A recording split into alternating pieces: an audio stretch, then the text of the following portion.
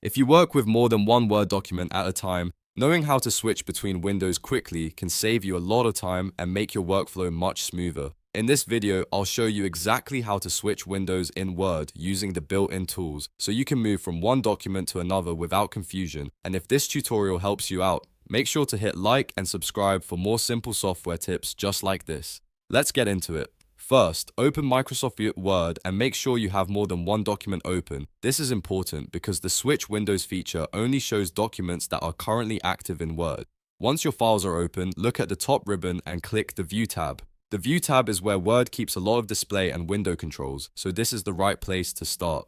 After that, move over to the Window group on the ribbon and click the Switch Windows button. When you click it, a drop-down list will appear, showing all the Word documents you currently have open. This makes it easy to see your available files in one place without having to hunt through your taskbar or use trial and error. Now simply click the document name you want to switch to. Word will immediately bring that file to the front, and you can continue working in it right away. If you need to jump back and forth between documents, just repeat the same process.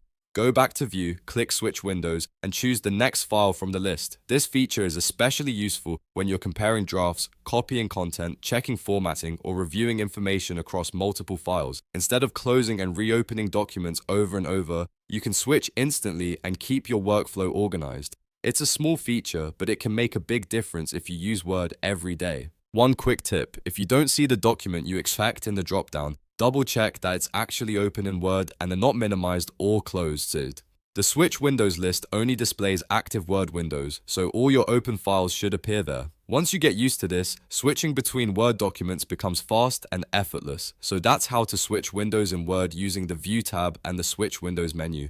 It's simple, practical, and perfect for anyone managing multiple documents at once. If this video helped you, please hit the like button, subscribe for more tutorials, and I'll see you in the next one.